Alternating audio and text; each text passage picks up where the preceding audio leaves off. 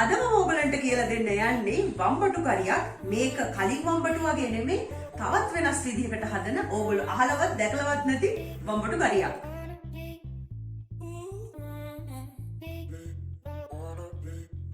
Hi friends, Amazing Sundari India channel එකේ මගේ videos දිගටම බලන්න, subscribe, like, share කරන්න බොහොම ස්තුතියි.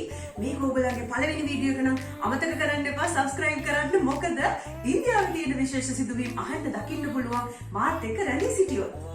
ලංකාවේ තියෙන වම්බටු වර්ග ගොඩයි. ඒ කියන්නේ ඔයගොල්ලෝ මාකට් එකකට ගියාම දකිනවා ඇති කොළ පාට, ඊට පස්සේ දම් පාටට හුරු වත්තෙන් හම්බුනේව ඊටත් වඩා වෙනස් වගයක්.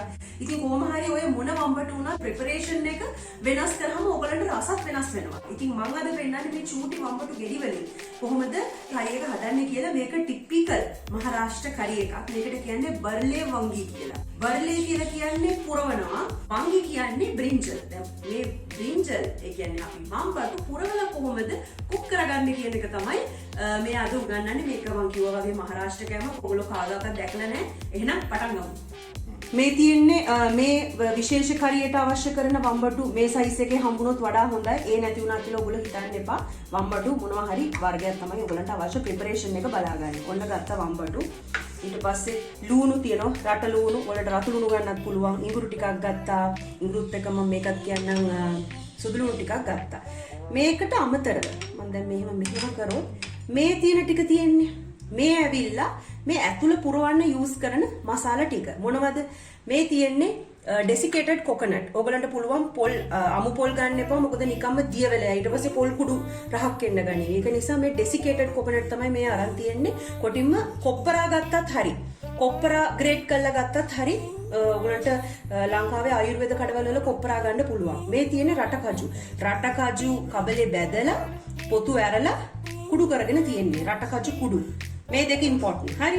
ඊට අමතරව ඔය දාන ඒවා ඔක්කොම ඔයගලන්ට කැමති දේවල් තාත්ත හැකි. මේ ලුණු, කහ, අමු මිරිස් මේ තියෙන්නේ මගේ ගෝඩ මසාලා කියලා එකක් මම යූස් කරන්නේ. ඔයගලන්ට පුළුවන් බැදපු 3-5 ගත්තොත් මේකට සුදුසුයි කියලා හිතෙනවා. තව කළු කුඩු ටිකක් දැම්මත් හොඳයි කියලා හිතෙනවා. ඉතින් ගම් මිරිස් කැමති විදියට මම ඇයි ඔයගොල්ලෝ හිතනවා ඇති ඇයි මම හරියටම දෙයක් කියන්නේ නැත්තේ කියලා. ප්‍රශ්නේ තියෙන්නේ දැන් මට කියත් හැකි. ගෝඩ මසාලා ඔයගලන්ට ගන්න කොහොමදවත් බෑ. මොකද මහාරාෂ්ට්‍ර වල විතරයි මේ ගෝඩ මසාලා තියෙන්නේ. ගෝඩ මසාලා ඊවන් මේ අනිත් ස්ටේට්ස් වලත් නෑ. ඉතින් මම අර ට්‍රැවල් කරලා තියෙන නිසා මට සුදුසු විදියට තමයි මම මේ විදිය හදන්නේ. ප්‍රොසෙස් එක සේම් ඉතින්. ඉතින් ඕගොල්ලෝ මම අර කිව්වා වගේ 3-5 අමුකුඩ 3-5 ගන්න එපා. වැදපු 3-5 කුඩු ගම්මිරිස් ටිකක් දාගන්න පුළුවන්. ඒ වගේ පොඩි එක්ස්පෙරිමන්ට් එකක් කරලා බලන්න. දැන් අපි අර ටෙස්ට් එක හදාගමු. දැන් බලන්න මම මේ ඉස්සලම ගන්නවා අර ඩෙසිකේටඩ් කොකනට් ටික. මම දාගත්තා. ඒකට දාගන්නවා මේ හැඳි 4ක විතර රටකජු. හරි? ඊළඟට මේකටම දාගන්න ඔය කියන ඔක්කොම දේවල් ටික මම දාගන්න. මිරිස්, ලුණු කුඩු සහ කහ. ඉස්සලා මම මේක හොඳට මෙහෙම කලවම් කරගන්නවා. කලවම් කළා දැන් මේක චුට්ටක් නිකන් හරි ඩ්‍රයි නේ නැද්ද බලන්න. ඉතින් මම මොකද නැද කරන්නේ? වතුර චුට්ටක් දාගන්නවා. චුට්ටක් හැන්දෙන් දාගන්න නැත්නම් මේක දිය වෙලා යනවා. ඔන්න ඔය ගාන විතර යන්ත ඇලෙන්නත් එපා. දැන් මේක ඇලුන්නේ නැති වුණොත් කුඩු ටික හැලෙනවා. තව වතුර හැන්දක් දාගත්තා. මේ වෙලාවේ ටේස්ට් කරලා බලන්න ලුණු ඇද්ද කියලා. එහෙමනේ මට හිතෙනවා ඕගොල්ලෝ රම්පේ ටිකක් ලියලා මේකට දැම්මොත් ගොඩක් රහ වෙයි. මේ රම්පේ නෑ හොඳේ. ඔයගොල්ලෝ රම්පේ ටිකක් දාලා බලන්න. මට හිතෙනවා හරිම රස වෙයි. මොකද රම්පේ වල තියෙනවනේ නිකන් අර කොළ රහකුත් නේ. ඔන්න හරි. ඔන්න මගේ දැන් පේස්ට් එක රෙඩි.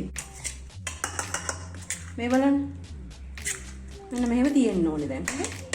දැන් මේ නැට්ට පිටිම තමයි මේ ගෙඩිය මම අරන් තියෙන්නේ. ඔන්න බලන්න කැපුම දාන්නේ කොහොමද කියලා. මෙහෙම හරහට මෙහෙම. මේ ටිකක් ඕපන් කරගන්න. බලන්න. අනුරාලල ඉන්නවද කියලා නේ. නෑ. මේක හොඳයි. ටක් ගාලා මේක කපා ගන්න ඕනේ.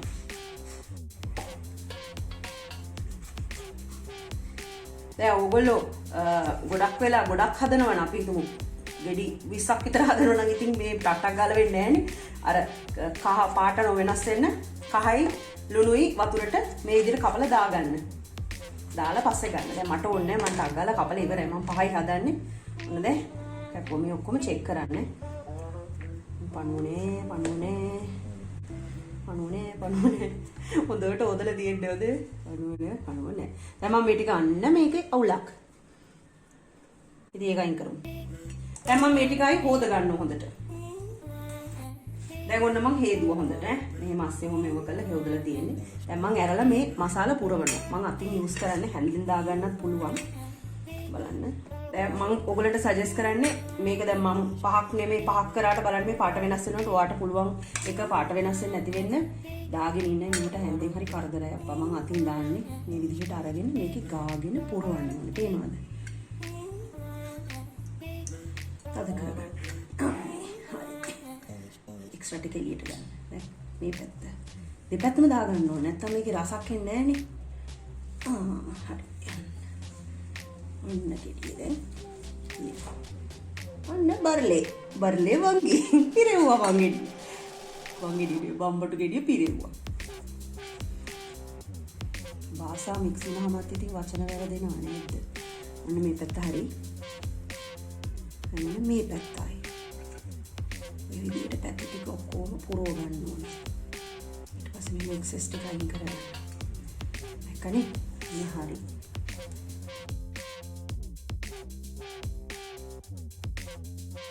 ඔන්න මම දැන් පුරවගත්ත පහම පේනවනේ පහ පුරවගත්ත මේක විසික් කරන්න එපා මේකත් ඕනේ අපි දැන් පටන් ගමු යන්න දැන් මම හදනවා ගෑස් එක ඔන් කරගත්තා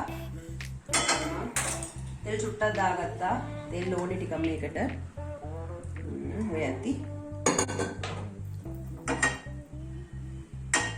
දැන් මසාලා ටික ඔක්කොම අර වම්බටු එකේ තියෙන නිසා මසාලා වෙනම දාන්න අවශ්‍ය නැහැ මේකට දැන් මම මේ ලුණු කපා ගත්තා ඊට පස්සේ මේකට මම ගෙඩිය පිටින් දාගත්තා මොකද මේක මම ආසයි මේ විදිහට ගන්න ඕගොල්ලන්ට කැමති නම් දෙකට වගේ පලාගත්ත හැකි මේකත් මම තලා ගත්තා පොඩිම මේක චොප් කරගත්තේ නැහැ මම මේක තලා ගත්තා එහෙනම් දැන් පටන් ගමු මම ඉස්සෙල්ලම තෙල් රත් වෙලා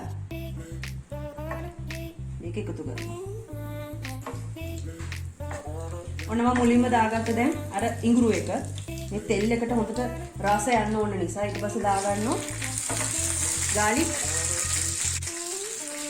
සුදු ලුණු එක හොඳට ෆ්‍රයි කරගන්න ඕනේ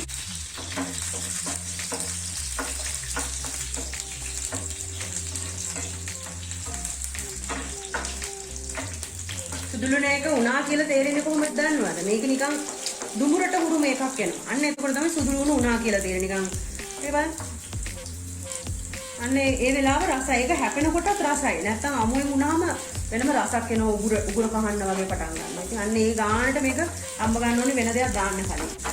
ඔන්න බැලගත්තා. දැන් හරි. ඔය පේනවද? ටෙක්ස්චර් එක සම්පූර්ණයෙන් වෙනස් වුණා. දැන් මම දාගන්නවා මේ ලුණු ටික. මම ලුණු ටිකක් දාගෙන දැන් ලුණු ටික බැලගත්තා. ඇත්තටම ලුණු ටිකක් අර මම කිව්වේ ට්‍රාන්ස්පරන්ට් වෙන්න හැමතිස්සෙම දාගන්න ඕනේ. මම මේකට මුලින්ම මේ ඔක්කොම දාගන්නේ මොකද එතකොට අර වංග එක මේවත් එක්ක ඔක්කොම හොඳට ටේස්ට් මික්ස් වෙනවා. දැන් මේ වංග කියන්නේ මොකද්ද? වංගි කියන්නේ මොකද්ද කීකේ කල්පනා කරන්න එපා. වංගි කියන්නේ අර බ්‍රින්ජල් එකට. වංගි මරාටි වලින් තමයි බ්‍රින්ජල් වලට කියන්නේ වංගි කියලා. හින්දි වලින් කියන්නේ බෑන්ගන් කියලා.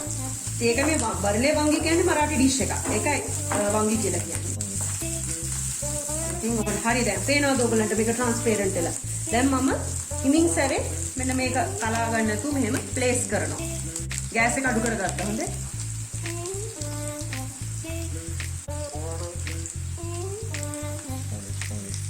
බලන්න දැන් මම මේක තියාගත්තා. හොඳේ. තියාගෙන ඔක පොඩ්ඩක් ෆ්‍රයි වෙන්න අපි විනාඩි සාමාන්‍යයෙන් 5-10ක් විතර වහලා තියමු. ඊගෙන බලන්න ඕනේ විනාඩි 5-10ක් තියලා ඊට පස්සේ තමයි ඉතිරි වඩ ටික එකතු කරන්නේ. මේකේ ලුණුත් තියෙනවා. උඩින් බලලා අන්තිමට ලුණු ෂුට්ටක් එකතු කරගත්තා. ඒක දැනට මට දෙනවා ලුණු ඇති. ඉතින් මම දැන් මේක තැම්බෙන්න දෙනවා 5 minutes. දැන් මම මේක අරලා බලනවා. පේනවා දැන් ඔන්න මම්බටු ගෙඩිය අනිත් පැත්ත හරව ගන්න. දැන් පේනවද පාට වෙනස් වෙලා තැම්බිලා තියෙන්නේ. දැන් මේක පොඩ්ඩක් එළියට පැන්නා කියලා අවුලක් නැහැ. දැන් හිත මෙහෙට මික්ස් කරගන්න. මේ වෙලාවේ මම දැන් දානවා ඉතිරි මසාලා ටික මේ යට කොටසත් හොඳට තැම්බෙන්න මසාලා එකත් එක්ක. මේ ඉතිරි වෙච්ච මගේ මසාලා ටික. මම මේ ටිකක් දා ගන්නවා මේකට. ඊට පස්සේ මාගාව තියෙනවා අර කොරියන්ඩර් ලීව්ස් ටික. අර කොත්තමල්ලි කොළ ටික මම දැන් තමයි මේකට කපලා දානවා. මොකද එතකොට රසය සුවඳ ඔක්කොම ඇතුළෙම ෆ්‍රයි වෙනවා හොඳට. තැම්බෙනවා කොටින් කිව්වොත්. දැන් මේකට වතුර චුට්ටක් දාගන්න ඕනේ. මේකට මම දැන් සාමාන්‍යයෙන් මිරිස් අඩුවෙන් දැම්මේ. හේතුව මොකද? මේවා කන්නේ නැහැ මගේ පුතා. මේවා කන්න නම් එයාට මිරිස් අඩුවෙන් තමයි දෙන්න ඕනේ. මොකද මේකට බා වැඩිපුර රටකජු දාලා තියෙන්නේ කොහොමද? හරිද? ඉතින් ඕගලන්ට පුළුවන් මේකට දැන් අර මුලින්ම තෙල් දැම්මනේ. අන්න ඒ වෙලාවේ තෙල් වලට කෙලින්ම මොනවාද ජින්ජර් එක දැම්මනේ. අන්න ඒ වෙලාවේ ජින්ජර් ඒ චුට්ටට ඕන මිරිස් ටිකක් දාන්න පුළුවන්. රතු මිරිස් කුඩු. එතකොට පොඩ්ඩක් කලර් එකක් වෙනස් වෙයි. සැර වැඩි ඕන නම් එහෙමයි. දැන් මේ කට්ටිය ඇත්තටම සැර කන්නේ නැහැ. ඉතින් දැන් මටත් ඒක ඇත්තට ගානක් අපි ලංකාවේ වුණාට සැර එහෙම කෑවත් එකයි නැතත් එකයි වගේ. ඉතින් මට මේක දැන් ෂේප් හරිද? දැන් ඔන්න මේකට තව වතුර මදි. මම තව වතුර චුට්ටක් දාගන්නවා. දැන් මම මේක ආයි වහලා තියෙනවා. දැන් වහලා තව විනාඩි 5ක් විතර මේක හොඳට රත් කරගන්න ඕනේ. තැම්බෙන්න දෙන්න. විනාඩි 5ක් හරි මම දැන් මේ ලිඩ් එක අයින් කරලා මරු නේද? මම දැන් දානවා මේ ස්ප්‍රින්කල් කරනවා මේක උඩින්.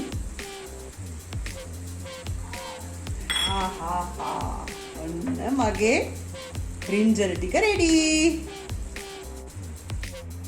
ඔන්න එහෙනම් ඉතින් මම හදාගත්ත ඩිෂ් එක මම පොඩ්ඩක් ඉතින් පොඩි ඩෙකරේෂන් එකකුත් දැම්මා. තක්කාලි කෑල්ල කොයිලුයි කොරියන්ඩර් ලීව්ස්යි පෙනුමට තියෙන්නත් එපයි නේ. දැන් මම බෙදාගත්තා. සාමාන්‍යයෙන් මේකත් එක්ක ඉතින් පරිප්පුයි සැලඩුයි ගොඩක් දේවල් ඉතින් කනවා. දැන් අද මම දැන් මේ ඩිෂ් එක කන විදිහට පෙන්නන්නේ. ඉතින් ඔන්න හදාගත්තා. ඔයගොල්ලෝ බලන්න මේක ඇතුළ දැන් හොඳට තැම්බිලා මේ ඇතුලේ තියෙන මසාලා ඔක්කොම තැම්බිලා තියෙන පේනවද? දැන් බලන්න මේක කනකොට මේ ඇතුලේ මොම කඩලා කනකොට අර මසාලාත් එක්කම තමයි එන්නේ. ඒක අපි වෙනම මසාලා දැම්මේ නැත්තේ. බලමු ටේස්ට් කරලා මේ බලන්න. එමයනේ. අන්න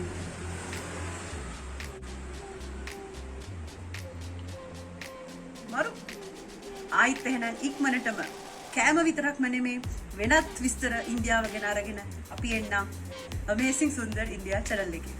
Bye.